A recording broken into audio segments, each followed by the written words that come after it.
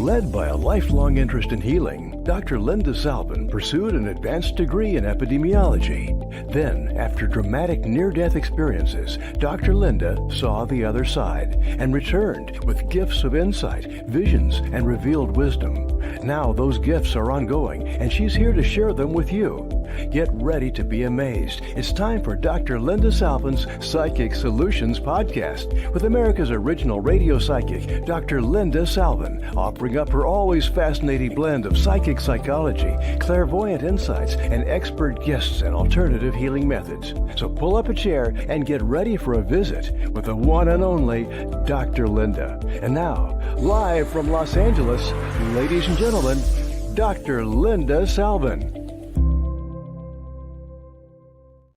Hi, how you doing, everybody? It's the Thursday Psychic Solutions Podcast. I am Dr. Linda Salvin, and you hear me Tuesday, Wednesday, Thursday doing different shows with different people and different topics. And here we are at the end of the week already, and I'm still coughing, not as much, but I'm healing. I'm getting there. As is Charlotte, who's come back from last week. Charlotte Kosa from Haunted California. You there? Bring her on. There we go. California Haunts. Okay. Yes. So both of us are hacking away, and both of us are coughing up a storm, and both of us are sick with whatever this viral thing is out there. She's in Northern California. I'm in Southern California. We've never met physically in person. We've just met online, and I've done her show. She's done my show. And if you watched us last week, I can't believe that it's a week already. We were talking about entities and ghost hunts and even putting coins in the eyes of a corpse when they're going through the canal to pay for the ferry ride and all this stuff. But then towards the end of the show, we were talking about what happens to us, meaning people like Charlotte and me who do the readings, who do the actual work, who actually go in and find the ghosts, or who go in and find the entities, or do the healing, or do the channeling. It's a very different frequency of life, people. You think we're just your friend and we're normal people. We have a gift. Yes, we all have a gift. Yes, we're all intuitive. No, we're not all psychic. No, we're not all mediums, even though the internet's telling you everybody has the gift. No, you don't. If everybody had it, there wouldn't be bankers and restaurateurs and clothing manufacturers and computer geeks. That nothing else would work if everybody were psychic. It doesn't work that way, except if you're on YouTube and Instagram. But the physical attacks that people like Charlotte and I go through, we're going to discuss some of our stories so that you understand that it's not just, hi, oh, about your love life. Oh, is he going to call me on Thursday? Well, is he still sleeping with that girl, Sharon? Why didn't he break up with whoever? Or is she still with him? Or am I going to get the job? Those are your basic questions, yes. But then comes some of the deeper stuff like, why am I here? And what are my past lives? Or what's that noise I hear at night? Or why do I dream these things? It goes on and on and on. We have layers and layers and layers of life. We all know that. But as a psychic, people like Charlotte and I have a way to tap into your energy that I personally pull it from you and put it inside myself. You'll feel better. And then I'm a mess. So we take it on. It's part of our job. And then we have to go cleanse. So I've had bizarre experiences where I would sleep or I would get sick.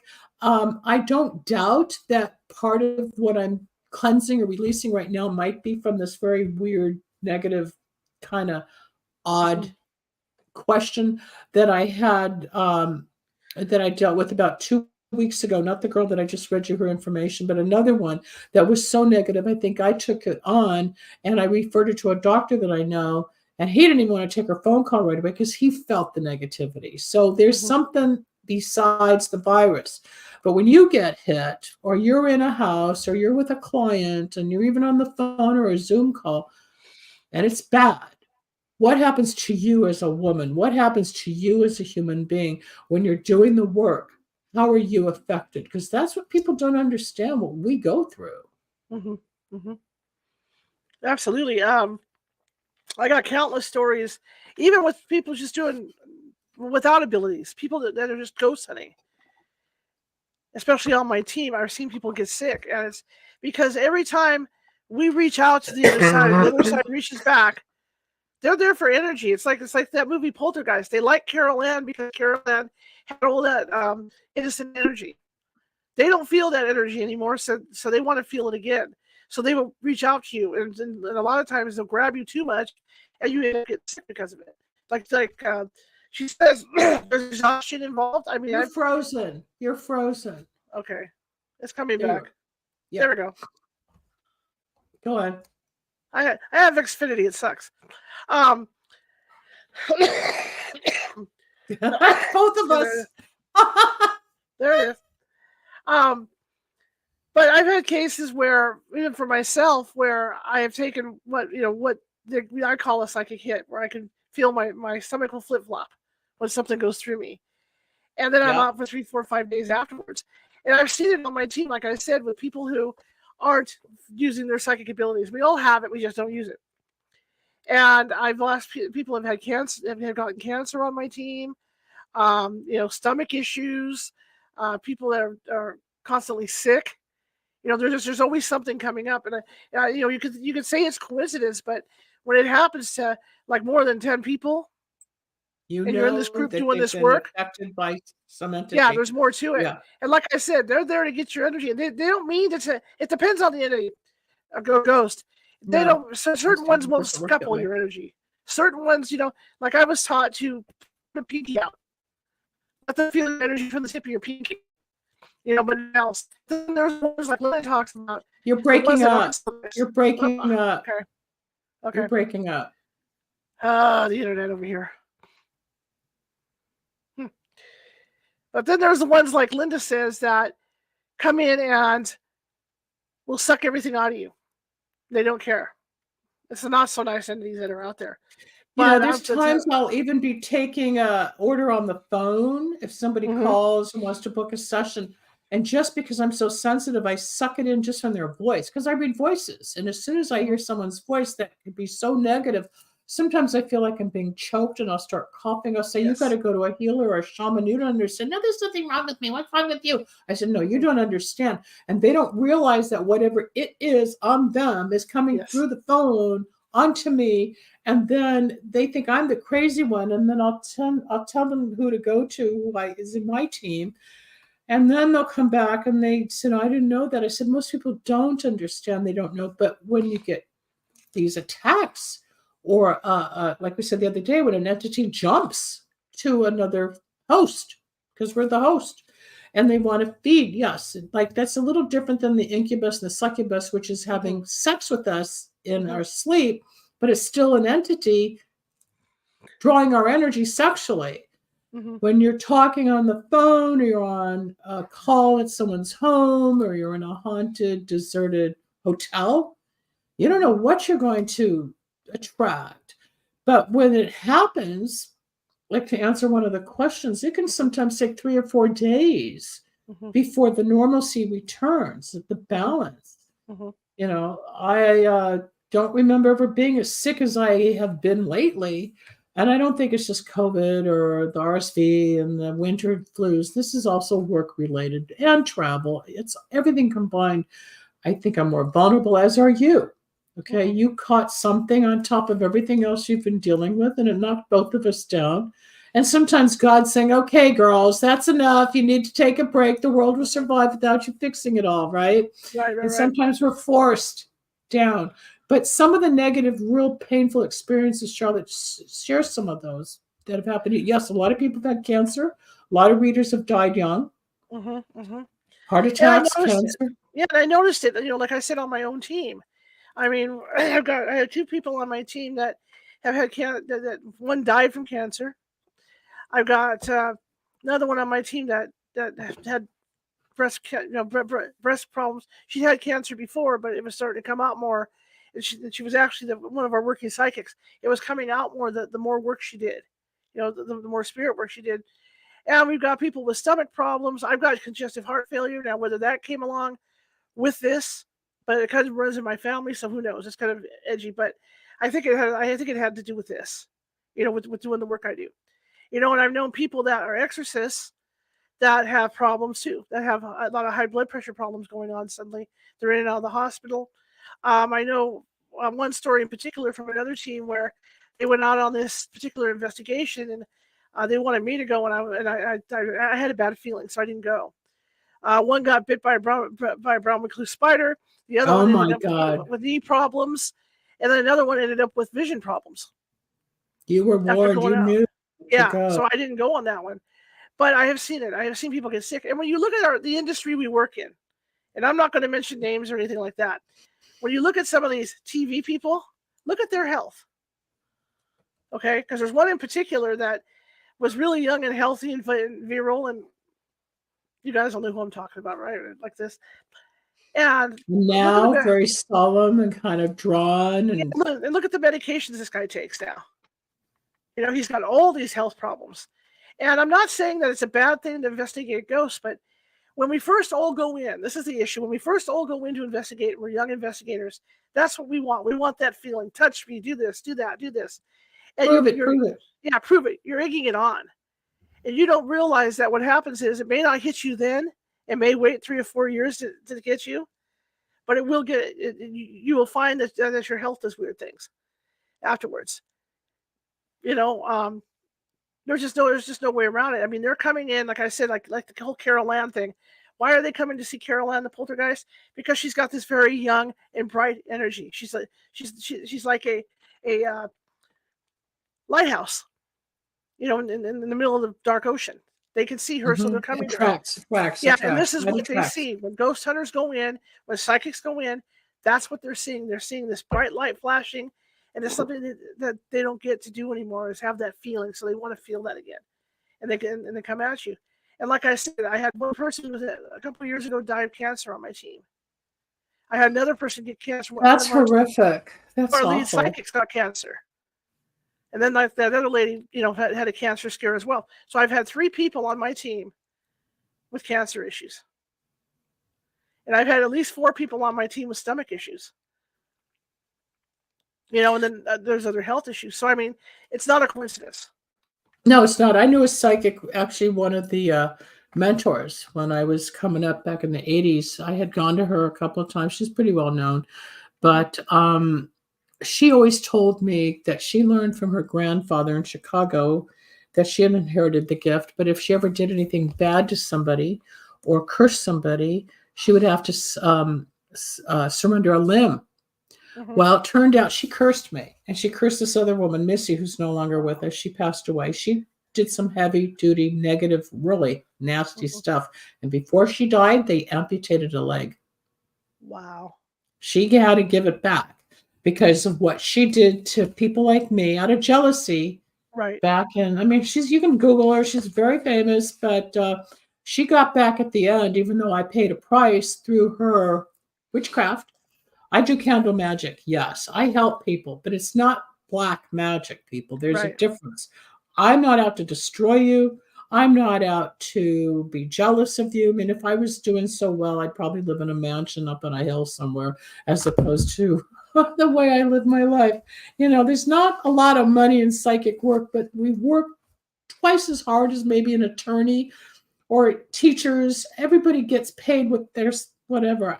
Right. I don't think we make what we put out in exchange for what we sacrifice, really. Mm-hmm. It's a hard, it's hard. I mean, yes, therapists and psychiatrists and doctors and practitioners, we all give. Everybody on the front line in a hospital is giving all the time. But there's a different level of worker bee energy.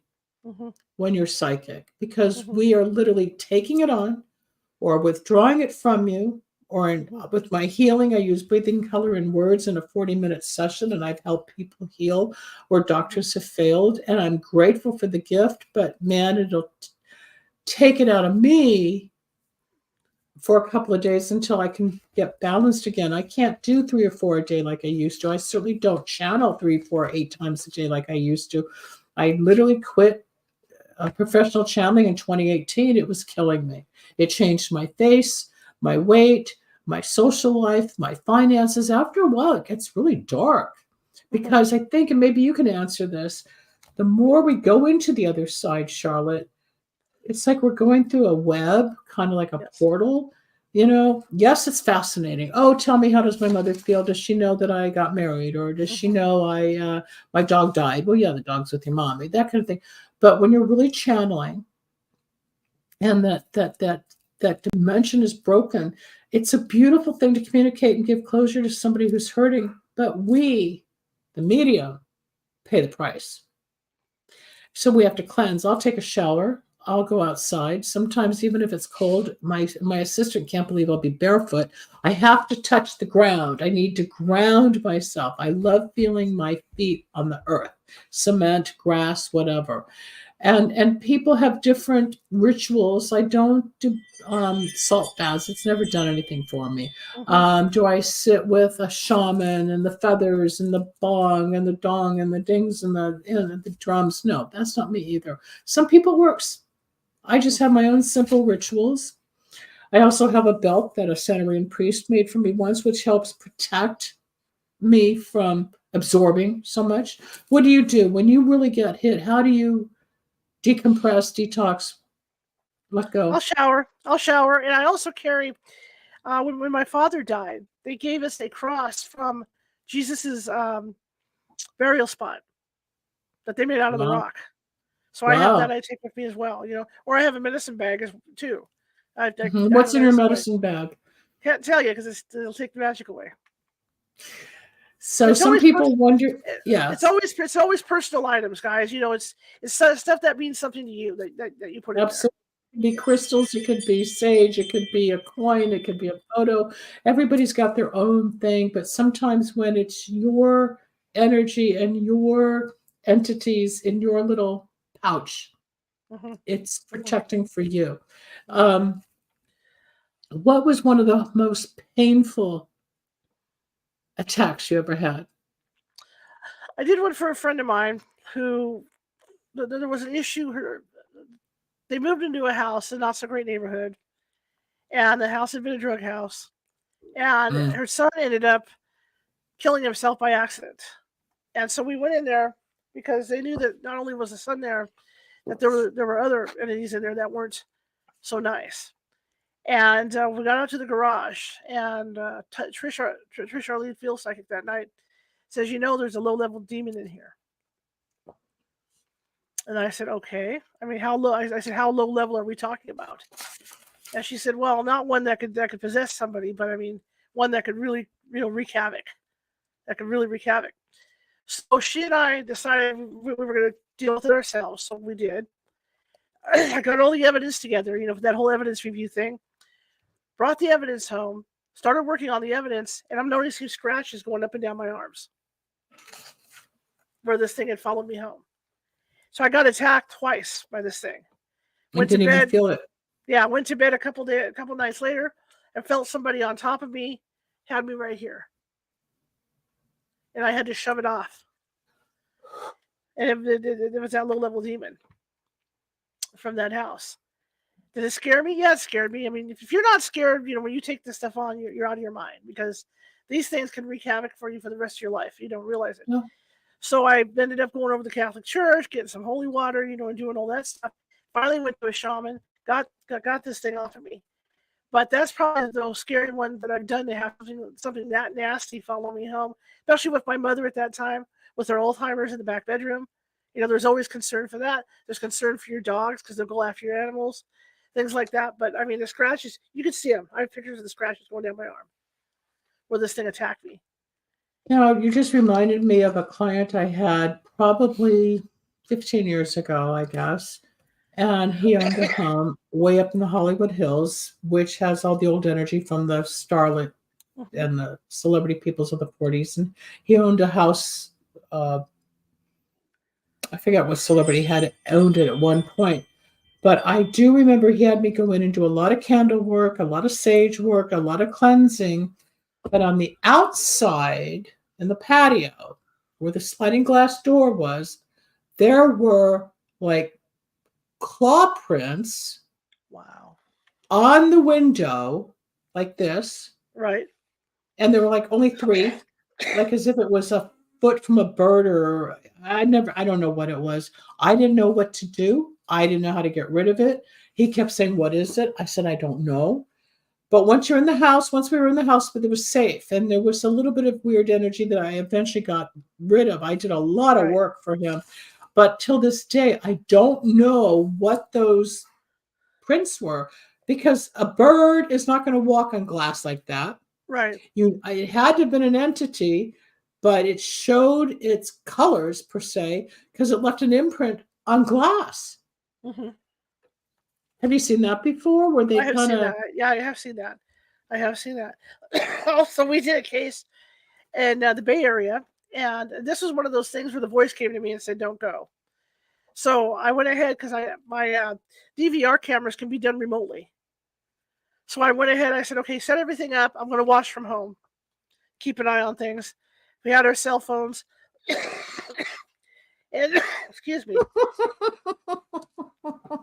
I think it's kind of funny. We're both like hacking away here, trying to be professional. Trying to be professional. You should have seen me try to read the book last night, because I was, read a book on some of my nights. I couldn't get through the bloody book. Anyway, so this one particular psychic and this gentleman that's on the team, he's sometimes you got to watch psychics too. Like Linda says, not everybody is a good psychic, and I'm not saying this gentleman isn't good because he's done a lot for us. Some people, the one thing you got to remember doing these cases, no matter how many you do, is you're always learning. Okay, it's always something new. You don't go in cocky going, okay, I know this, we're going to do this, we're going to handle this. You don't do that because you don't know what you're dealing with. He went up there, and it was all, I got it all on film, and he went up on the second floor, and he's walking around. He's like, nothing's going to bother me. Nothing ever bothers me. And his heart started racing. And it got to the point where he couldn't find his way downstairs.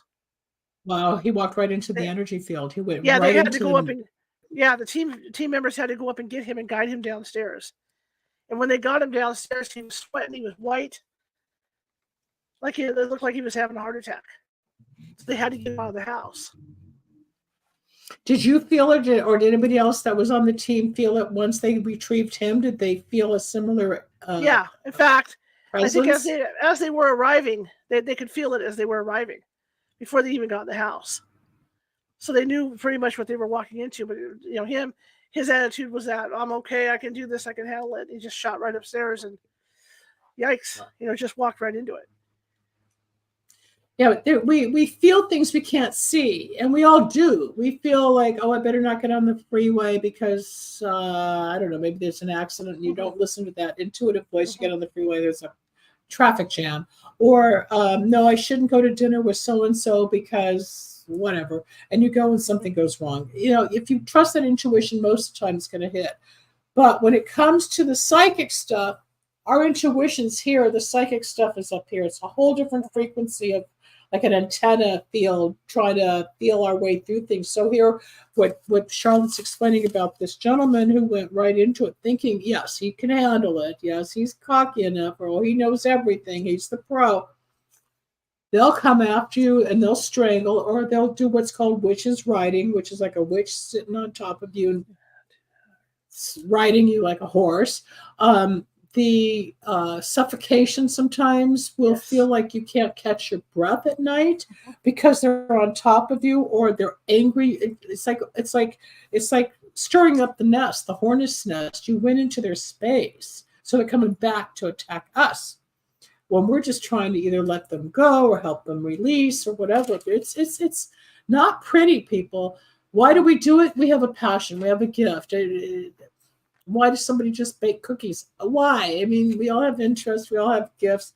People like us were more directed to help people from the dark, I hate to say the dark side, but the paranormal side.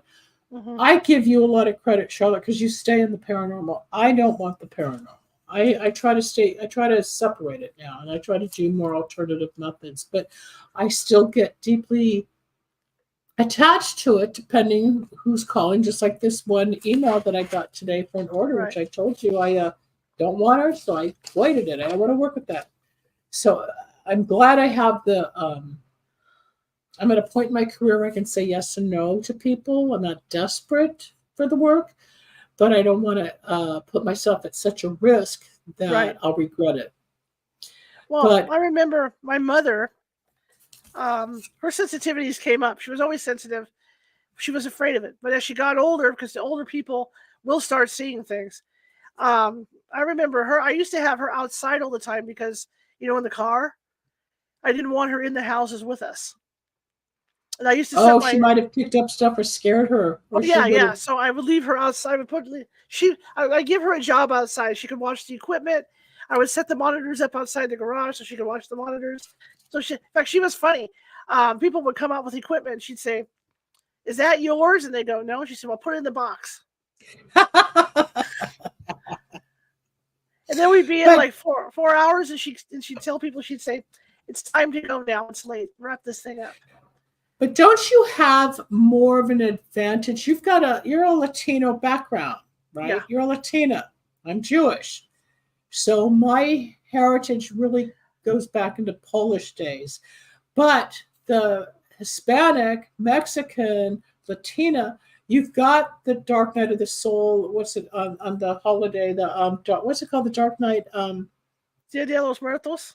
Yeah, you got that, but you got the one holiday that comes in July when all the witches come out. I don't remember the name of it, but there's more of a passion to the dark side religiously and with different items, and sometimes the crosses or the cherubs or oh my God, my brain, I just can't remember what it's called, but it'll come to me. But it's part of the culture. It's just part of the culture where nobody's really afraid. So in a way, you were born into it with the bloodline that you come from, which makes it even easier for you, which was somebody like me that went from, Girl Scouts, college, epidemiology, and then all of a sudden I'm a psychic. I wasn't used to this stuff. I did not know what this was. And I would dive into some of these areas like, oh my God, okay, I'm still here. I'm alive. No, I choose not to do that. But I think I've told this on the show before. The only time I ever brought in a real negative, hellish entity was in the late 90s. I was on cable radio at the time. I was doing like 5 shows a week at that time, and I was nationally syndicated. And some guy called in from Chicago and wanted me to channel his cousin. So I went to find the cousin, and this loud thump took over the station to the point that the engineer and the screener, we shut down the show for 10 minutes. You don't take this air off. You don't go off the air for 10 minutes. You just don't do that. It's money. It's time. And then after we settled down, I went back on the air and I asked the guy in Chicago, I said, "Who am I bringing in? What is this?" He goes, "That's my cousin, whatever. Let's call him Louis. He was part of the mob." So if he was part of the mob, he was killing people. And whatever I brought in to the station, we heard a thump, like a little earthquake, because that energy broke through the field, and he showed up, and we were all stunned. And that kind of energy is real. I've never experienced that again, except for a person who owns a house. It's a famous house, and he made a movie out of it because he was down the street from the Sharon Tate murders. And that house that he lived in, that he bought, his father was haunted. And when I would go in there and we would do Ouija board and we would talk to the spirits down in the basement, I think it was a 3 or 4 level house, there was literally as if like a dinosaur walked in, and there's loud thump and the whole house shook. You could tell when you're upsetting the entity or the energy. What is that? When you get these monstrous sounds, is it that you've stirred the nest? Is it that you woke them up? What is it? It's scary. Yeah, it's scary. It's really scary. And a rule that we have that we go by as investigators, anything that can move more than 5 pounds isn't a human ghost. I've never heard that. Yeah. So that's one of the things we go by. Like anything that can rip the doors off hinges or anything like that, it's not a human. Because no regular ghost has the strength to do that. So that's one of the questions we ask people when we go out is, are there any objects, heavy objects being moved around? Because if there are, then we're dealing with something else altogether when we're out there. We did an investigation in Roner Park. My mother went along, and we knew whatever this wasn't very nice. And the stuff was coming in from the park across the way. There were gang fights in this park across the way from where this lady lived. So all that energy was over there. and she thought she might have a demon in there, and we went in there, and I could track this thing on the FLIR. So I was watching it with the infrared, and we could never catch it. And my mother finally stood up and went, "Don't you see it? It's right there. It's got a tail. It's running up and down the stairs." And I went, "It's got a what?" Yeah. I said, "It's got a what?" She says, "It's got a tail." And I said, "Okay, we got to change tactics. It's not, this thing isn't a human entity." But she saw it, and she wasn't afraid of it either. I mean, she just stood up and just did that. I think that comes from her background. She didn't realize it. Like I said, I think so. That's why I was bringing up your culture. Yeah, my grandmother was a curandera. I mean, that's what she did, was white magic. So she was battling this kind of stuff over in Mexico and everything else. She was doing stuff over here too. So, but my mother, like I said, was afraid of it. But towards the end, the more she went out with me, the more relaxed she got about it all. So she was able to direct us. The Day of the Dead festivals. It's the Day of the Dead when they all celebrate the Day of the Dead and all the beautiful costumes and colors. Right. But I think a lot of it for you is inherited. Mm-hmm.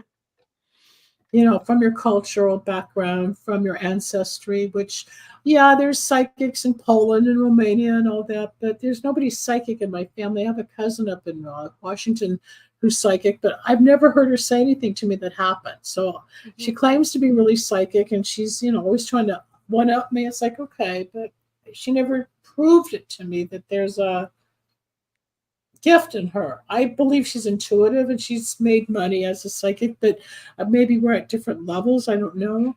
But I don't know if we inherited it from our family, because it really doesn't exist in our family. Not like it does in yours. I tried to trace it on my dad's side, my mom's side. If there is, it might have come from my father's side, a higher intuition.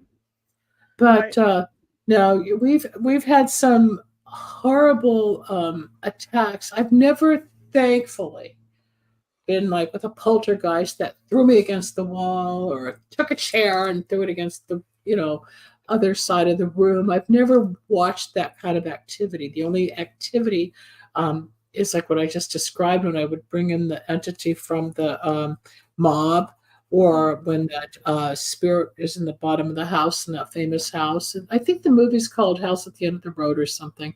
It came out about 15 years ago. And it talks about the Sharon Tate murders and then what happened at the house. That's all there. You probably know the story. But the average person listening to this is not involved in this kind of work. Curious. They're interested. They want education. They'll be.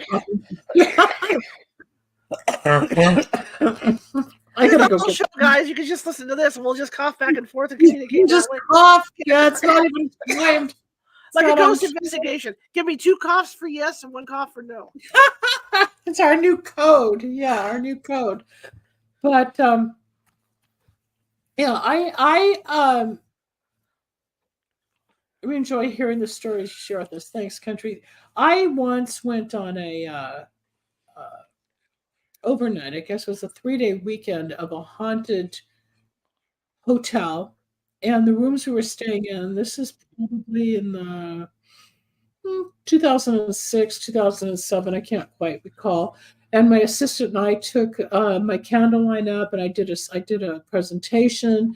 But some of the people that were into the deep, dark, metaphysical and paranormal, I mean, dark side of it, they saw the ghosts of the hotel. It's a famous hotel in not Los Altos. So, gosh, it's in outside of Santa Barbara. I'd have to look it up. Sorry that my recall's not that great, but there's an old train station with a hotel right down the street from it, like La Palma or someplace like that. And it's haunted. I couldn't sleep.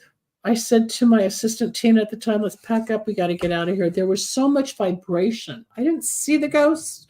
I couldn't hear the ghosts. But was I scared? Oh, my God, it's going to come get me. Or was it psychological? They said it's haunted, so I want out. No, I felt a vibration. I felt an uneasiness that I couldn't fall asleep if I tried. I was too nerve-wracked, It's almost like whatever it or they were, they didn't want me to sleep. So rather than staying another day, I think we packed up after 24 hours. There's a lot of haunted houses and old houses from the 1800s and vacated places in the 1900s, 1700s. I picked up a lot even when I was in Washington, D.C. And I know that when I was in Georgetown, I went to the oldest house called the Old House. And it was the first house built in the Washington, D.C. area up in Georgetown back in the 1700s. So this goes back to George Washington and Jefferson and all of that. So imagine the type of people that have walked through this environment, or if they ever lived there. There was the war and who died around there. And if you have a historical community from the 1700s, the energy, the wars, the death, the life, the babies, the disease. So even though it's modern time, people like us can still pick up the old and feel yucky or feel imbalanced, and then think about what is this? Just like we talked last week about antique furniture. Mm-hmm. You're going to buy something antique. It's beautiful. It's valuable. It's made out of mahogany or whatever, the teal, whatever, but it's got some energy. Talk about that for a moment, because by going through some of the exhibits in DC and seeing the statues and learning the history, or like we talked before, I'd like repeating so the new listener hears what we have discussed, that you can pick up a beautiful antique in an antique store and your whole house will turn upside down. Right, right. What people have to remember is we're all made up of atoms. Okay, it doesn't matter your wood, the wood your house is built with is made up of atoms. The statue, made out of clay or whatever it's made out of, is made up of atoms, and that stuff stores energy. And so, if you have a lot of negative energy in the house, or just any kind of energy, say you buy a statue that some old lady just adored, her energy's on that statue, and then when you bring it into your house, that energy, her energy comes with it. And it's not like, be careful when you get antiques, but you have to be careful about what you get. You have to figure out if you can find out the history on some of this stuff before you buy it. That's usually the ultimate to do, because there's good energy off of stuff and you can get a lot of negative energy off of it, and it's because of those atoms. That's how you go into a haunted building, especially in an old place like, say, Placerville, California, where everything was made out of wood. Mm-hmm. Okay, that wood is storing energy. I've been on investigations where we pick up on people pacing back and forth in a room. And that's because that energy is still there. Do you see the shadow, or do you sense energy like a little breeze? Yeah, you can see. I can feel the breeze going this way back and forth. And it's because that energy from this guy doing this night after night, they were arguing. She was in the bathtub. They're arguing all the time. That energy is stuck in the wall. That wood in that particular place. So that's that's how objects work too. A certain energy will attach itself to objects. And you're going to pick up on that. In this city up by Tahoe in Nevada, and a couple of the bars and saloons, they were noted from like the 1800s and the old days of the gold rush, and then they had the brothels. Can you imagine the type of people, with their guns or the women and what went on in there? And some of the places you walked into, and they're still serving beer and whatever, booze today, or food. But when you sit at these tables, and like anything else, you scout it out, like what really went on here, 300 years ago. But you're picking that up because, yes, the walls, like they say the walls have ears, they do. They absorb things. Yep. Not everything has been reconstructed. Not everything's been torn down. It's just been either upgraded for ventilation or lighting and electricity and water. But the actual foundation holds the energy of the past. Absolutely. There's a particular museum in Virginia City, and you guys are going to laugh about this one. They have a museum of the ill repute in the basement of this building in Virginia City. It's what you guys think it is. It's all about the prostitution that went on during the gold rush. Yeah. But there's a dark entity that hangs out in this place, and he hangs out at Pine, which I didn't know about.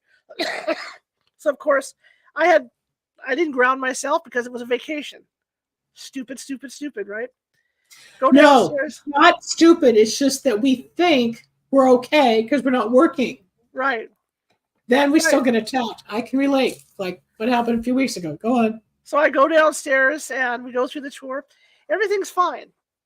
And then I got this one corner of the place and I got kind of queasy and I thought, okay, maybe it's just me. I'm going up and downstairs and all this. Went somebody gambling, thought, okay, I'm doing really good. Got home, slept for 5 days. What do you think you brought home, or what do you think took over? Whatever that dark entity is that's in there.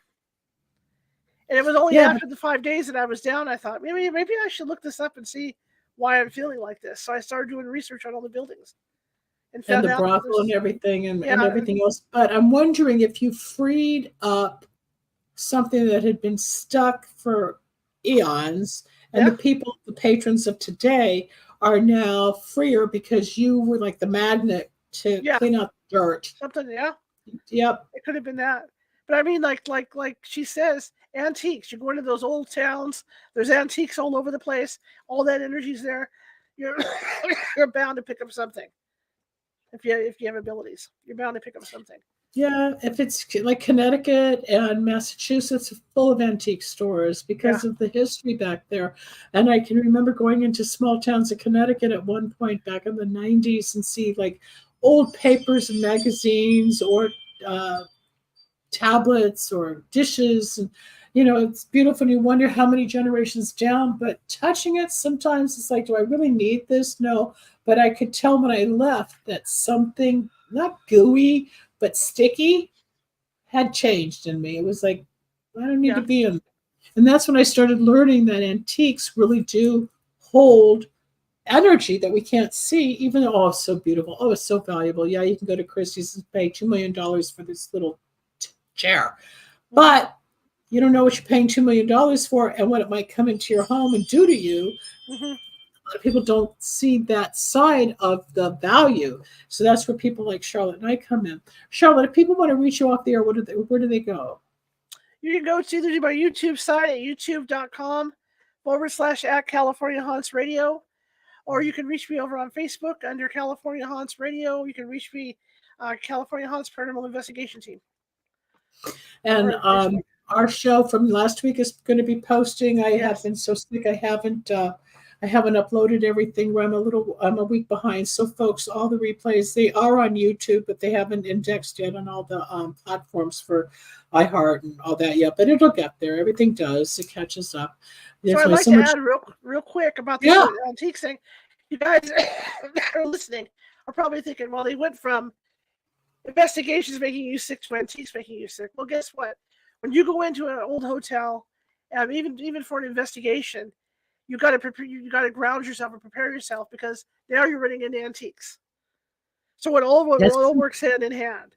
So even though you might be thinking, I'm going in this hotel to look for ghosts, but there's antiques in that hotel as well, and that's what we're trying to say.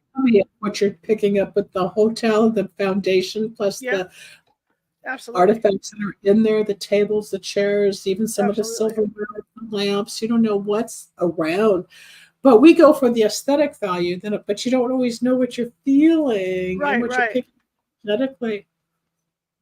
Well, my house for years, and I knew there were things in here. And when I was here alone, I hated being here alone because I would just get drained. This house would just suck it out of me. I hated it. And it's because I have like, right now I have around 6 resident ghosts here. Now, was this the house you inherited from your mom? Yeah. Was this your family home? Yes. So you grew up in all this, as we say in Jewish Michigan. I remember it really came because as my abilities got stronger, it really hit me because I would be here alone and I'd be so exhausted all the time. But after my mom passed away, I think she keeps everything regulated here. It really hasn't been much of a problem. So she passed away. Well, maybe her spirit's around saying, go away. Oh, it's got a tail. Take it away. She's protecting you. I was forever exhausted here, though. But that's what I mean. It's even a matter of, like, I remember them buying stuff like our dining room table from just a used furniture store. Guess what? It's got attachment. So, I mean, I'm not telling you guys to be afraid of old antiques, because not all antiques are like that. Like I said, some antiques have better energy than others. But you have to be careful. And it's Well, just we like have to learn what the entities are. We have to learn when Right. we've been attached. Just like I tried to tell people, if I get angry when I'm on the phone, I'm not angry as a person. I'm being attacked, and I can't express myself other than with the anger, or because it's painful, right. or it's uncomfortable, or Mhm. it's so dark. And the poor person on the phone thinks I'm whacked, but I said, no, I'm a psychic. You don't understand. Oh, yes, I do. No, people at this level that Charlotte and I operate on, it's a whole different frequency, people. If you want more information, call either one of us off the air. I'm at lindasalvin.com, as you know, and Charlotte will be back at some point after both of us stop coughing. We got about 5 minutes left, so let's just kind of wrap up what we've been talking about. We've been talking about entities. We've been talking about old buildings, old structures, statues, furniture, even your old home, or if you go on a ghost hunt. And then there's a lot of could be's, wannabes, should be's, might be. They're all the psychics online. They're all doing it on YouTube. They're all on Instagram. If you want to believe every single one, go for it. Mhm. If you want to get hurt, and you do get hurt, it could happen, because I've had people come to me saying, I bought so-and-so's candles and my house got broken into, my car was stolen.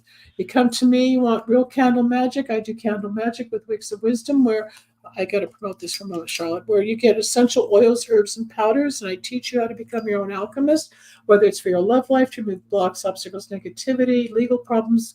I've had people on the show many, many times that have testified to their wonderful results. One girl didn't go to jail she was up for 20 years. Another guy talked about his wife's healing.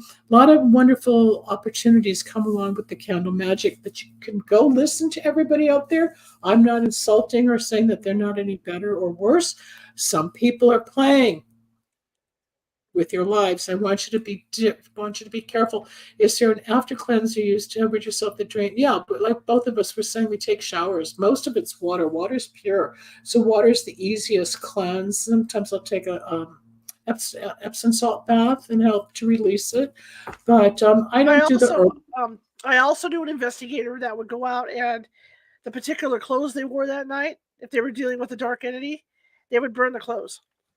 I've heard that, or take them off and leave them outside, Yeah. and then either burn them, throw them away, or wash them, right? Yeah. Yep. Because it attaches to the clothing. Same thing, The other people. thing I'd like to get here before you go off is think of it this way. As psychic, as mediums, we're going out and we're putting ourselves out there. When a Catholic priest goes out to do an exorcism, they fast for 4 or 5 days before, and they meditate. Really? So they go in Wow. fully prepared to deal with this with this dark energy. We don't do that. So there's certain steps you have to take to prepare for these things too.